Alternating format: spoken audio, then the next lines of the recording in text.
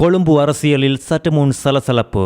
ரணில் விக்ரமசிங்க, கோட்டபாய ராஜபக்ச, நாமல் ராஜபக்சவின் ரகசிய காணொளி அம்பலம். சதித்திட்டம் என்ன? இலங்கையை உலுக்கிய சிறைச்சாலை வன்முறை, துபாயில் தீட்டப்பட்ட திட்டம் அதிர்ச்சியூட்டும் பின்னணி. நீர்கொழும்பில் கைதிகளின் வன்முறையில் உயிரிழந்த போலீஸ் அதிகாரியின் குடும்பத்தின் பரிதாப நிலை. அர்ச்சுனா ராமநாதனின் இருக்கையை இல்லாமல் செய்ய சபாநாயகருக்கு முக்கிய புள்ளி அனுப்பிய கடிதம். கொழும்பு பல்கலைக்கழகத்தில் 71 மாணவர்களுக்கு டெங்கு, இணைய வழியில் கல்வி நடவடிக்கை. எச்சரிக்கை விடுக்கப்பட்டும் சிறை கைதி கொலை மற்றும் சித்திரவதை, அனுர அரசு மீது வந்துள்ள குற்றச்சாட்டு. செவிலியர்களை குறிவைத்த மோசடி, யாருக்கும் பணம் கொடுக்க வேண்டாம், சற்று முன்னர் வந்த எச்சரிக்கை. இனி தொடர்வது விரிவான செய்திகள். கொழும்பில் நடந்த திருமண வரவேற்பு நிகழ்வு ஒன்றில் முன்னாள் ஜனாதிபதிகளான கோட்டபாய ராஜபக்ச, ரணில் விக்ரமசிங்க மற்றும் ஸ்ரீலங்கா பொதுஜன பெரமுனவின் பாராளுமன்ற உறுப்பினர் நாமல் ராஜபக்ச ஆகியோர் ஒரே மேசையில் இருந்து ரகசிய உரையாடல்களை நடத்திய காணொளிகள் இப்பொழுது சமூக வலைதளங்களில் பரவி வரும் நிலையில் பேசுபொருளாக மாறியுள்ளது. இவர்கள் கலந்து கொண்ட இந்த திருமண வரவேற்பு நிகழ்வில் பல அரசியல் கட்சிகளை சேர்ந்த அரசியல்வாதிகளும் கலந்து கொண்டதோடு கோட்டபாய ராஜபக்ச, ரணில் விக்ரமசிங்க மற்றும் நாமல் ராஜபக்ச ஆகியோர் மிக ரகசியமாக கதைத்த வீடியோ சமூக வலைதளங்களில் வைரலாகியுள்ளதோடு கொழும்பு அரசியலில் சலசலப்பை உண்டு பண்ணியுள்ளது. 3 பேரும் சேர்ந்து என்ன திட்டத்தை வகுத்தார்கள் என்பது குறித்து பலத்த கேள்விகளும் இப்பொழுது எழும்பியுள்ளதும் குறிப்பிட வேண்டியது.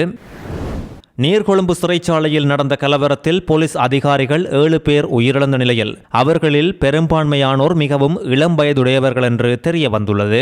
இந்த நிலையில் உயிரிழந்த புலத்சிங்கல டெல்மெல்ல பிரதேசத்தை சேர்ந்த சிறைச்சாலை போலீஸ் அதிகாரியான தர்சன தரங்க அத்துக்கோரளவின் இழப்பானது அவரின் குடும்பத்தினரை பெரும் சோகத்தில் ஆழ்த்தியுள்ளது. மது மற்றும் புகைப்பிடித்தல் போன்ற எந்த ஒரு தீய பழக்க வழக்கங்களும் இல்லாத மிகவும் கனிவான குணம் கொண்ட மகன் கைதிகளிடமும் மிகவும் அன்பாகவே நடந்து கொள்வார் என்று அவரின் தாயார் கருணாவதி பெரேரா கண்ணீரோடு தெரிவித்துள்ளார். அப்பாவி மக்களின் கஷ்டங்கள் குறித்து எப்போதும் கவலைப்படும் தர்சனவுக்கு உண்டாகியுள்ள இந்த நிலைமையை எங்களால் ஏற்றுக்கொள்ளவே முடியவில்லை என்றும் அவர் வெளிப்படுத்தியுள்ளார். 3 சகோதரர்களை கொண்ட இந்த குடும்பத்தில் இளையவரான தர்சன தரங்க 3 ஆண்டுகளுக்கு முன்பே அசினி குமுதமாலி என்ற பெண்ணை திருமணம் செய்துள்ளார். உயிரிழக்கும் போது 7 மாத குழந்தையொன்றின் தந்தையாக இந்த நபர் இருந்துள்ளதோடு தர்சன வேலை செய்யும் போது வந்த இந்த துயர சம்பவம் குறித்து அறிந்ததும் தாயார் பலமுறை அவருக்கு தொலைபேசி அழைப்பை எடுத்துள்ளார். அவர் இந்த அழைப்புக்கு பதிலளிக்காத நிலையில் அவரின் மனைவி மூலம் அவர் அவசர வேலை காரணமாக நீர்கொழும்பு சென்றிருப்பதாக அறிந்து கொண்டுள்ளார். மகன் உயிரிழந்த செய்தியை கேட்டு தந்தை கருணாசிரி உள்ளிட்ட குடும்பத்தினர் மிகவும் அதிர்ச்சியில் உறைந்திருப்பதாக தெரிவிக்கப்பட்டுள்ளதோடு இவ்வாறு பல சிறை அதிகாரிகளும் இந்த கலவரத்தில் உயிரிழந்துள்ளமை அவர்களின் குடும்பத்தை மாத்திரமல்லாது பொதுமக்களையும் அதிர்ச்சியில் ஆழ்த்தியுள்ளது. கடந்த 5ஆம் திகதி மற்றும் 6ஆம் திகதிகளில் நீர்கொழும்பு சிறைச்சாலையில் கைதிகளுக்கிடையில் நடந்த மோதல்களை அடுத்து அங்கு நிலைமை கட்டுப்பாட்டுக்குள் கொண்டுவரப்பட்டிருந்த நிலையில் நேற்று 8ஆம் திகதி மீண்டும் சிறிய அளவிலான மோதல் நிலை உருவாகி பரபரப்பை உண்டாக்கியுள்ளது. ஆனாலும் இந்த நிலைமை உடனடியாக கட்டுப்பாட்டுக்குள் கொண்டுவரப்பட்டதாக காவல்துறையினர் கூறியுள்ளனர். நேற்று சிறைச்சாலைக்குள் குழப்பமாக நடந்து கொண்ட பெண் கைதிகள் குழு வாரியபுல சிறைச்சாலைக்கு இடம் மாற்றம் செய்யப்பட்டுள்ளதாக சிறைச்சாலை அதிகாரிகள் தெரிவித்துள்ளதோடு இப்போதைய நிலவரத்தின்படி பல பெண் கைதிகள், வெளிநாட்டு கைதிகள் உட்பட 700க்கும் மேற்பட்ட கைதிகள் நீர்கொழும்பு சிறைச்சாலையில் தடுத்து வைக்கப்பட்டுள்ளனர். சிறைச்சாலைக்குள் மேற்கொள்ளப்பட்ட ஆய்வுகளில் கைதிகள் சிலர் தமது சிறை அறையில் இருந்து வெளியே வந்து எதிர்ப்பு வெளியிட்டுள்ளதோடு அதையடுத்து காவல்துறையினர் இதில் தலையிட்டு அவர்களை மீண்டும் சிறை அறைகளுக்குள் அனுப்ப நடவடிக்கை எடுத்துள்ளனர். அத்தோடு இந்த சம்பவத்தில் பெண் கைதிகள் சிலர் தமது எதிர்ப்பை வெளியிட்டுள்ளதும் குறிப்பிட வேண்டியது.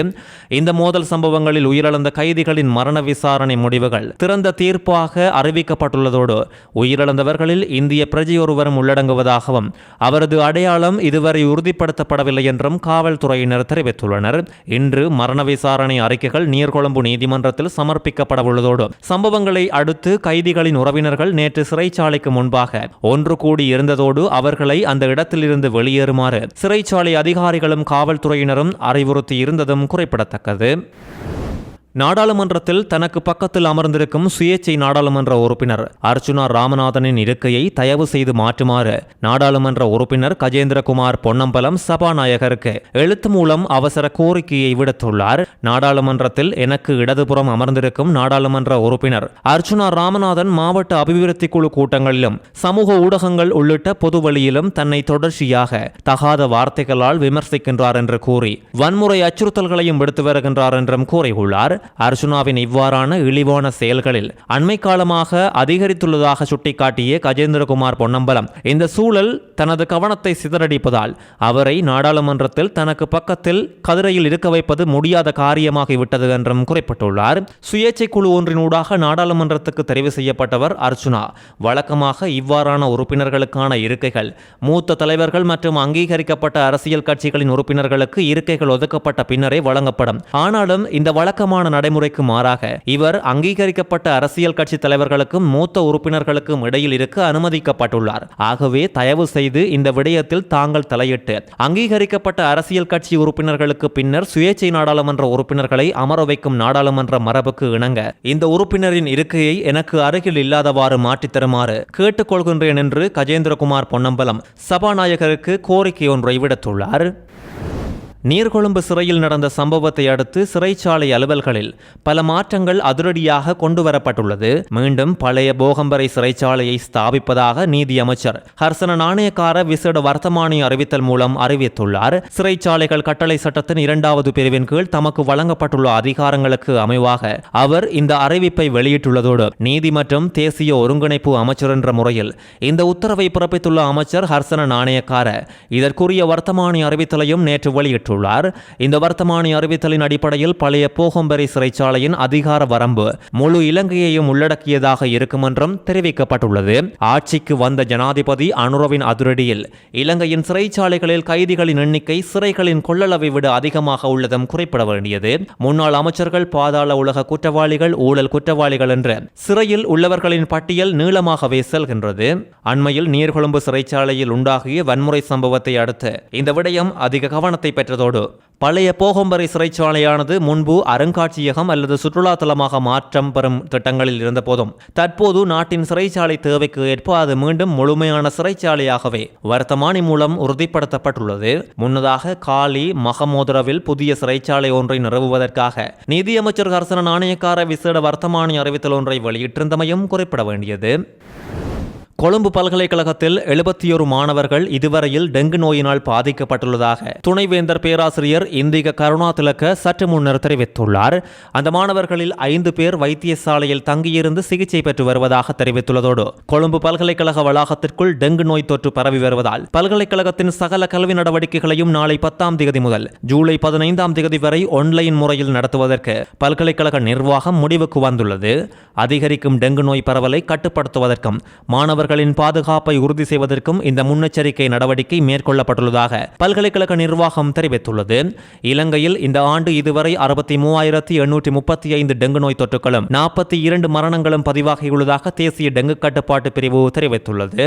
இதன்படி டெங்கு நோய் தொற்று இறப்பு விகிதம் 0.07% காணப்படுகிறது. சமீபத்திய தரவுகளின் அடிப்படையில் ஜூன் மாதத்திலேயே மிக அதிகபட்சமாக 21,543 பாதிப்புகள் பதிவாகியுள்ளதோடு அதை அடுத்து மே மாதத்தில் 8,590 வழக்குகளும் ஜூலை மாதத்தில் இதுவரை 8,451 வழக்குகளும் பதிவாகியுள்ளது.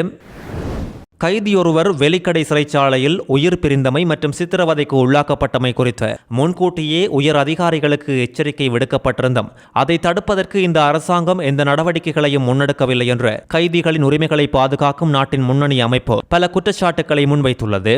இதுகுறித்து சிறை கைதிகளின் உரிமைகளை பாதுகாக்கும் குழுவின் அழைப்பாளர் சுதேஷ் நந்திமால் சில்வா சுட்டிக்காட்டுகையில் சிறை அதிகாரிகள் உள்ளடங்கலாக 27 உயிர்களை பலிகொண்ட நீர்கொழும்பு சிறைச்சாலை மோதலை அடுத்து அங்கிருந்த கைதிகள் நாட்டின் ஏனைய சிறைச்சாலை சிறைச்சாலைகளுக்கு மாற்றப்பட்டதையும் தெரிவித்துள்ளார். இப்படி மாற்றப்பட்ட கைதிகள் மீது சிறைச்சாலை அதிகாரிகளால் நடத்தப்பட்ட தாக்குதல்களால் ஜூலை 7ஆம் தேதி வெலிக்கடை சிறைச்சாலையில் கைதியொருவர் கொலை செய்யப்பட்டுள்ளதாக இவர் வெளிப்படுத்தியுள்ளதோடு இந்த தாக்குதல்கள் குறித்து உயர் அதிகாரிகளுக்கு முன்பே அறிவிக்கப்பட்ட போதிலும் அவர்கள் அதற்கு காது கொடுக்காததே இந்த மரணத்திற்கு காரணம் என்று சுதேஷ் நந்திமால் சில்வா வலியுறுத்தியுள்ளார்.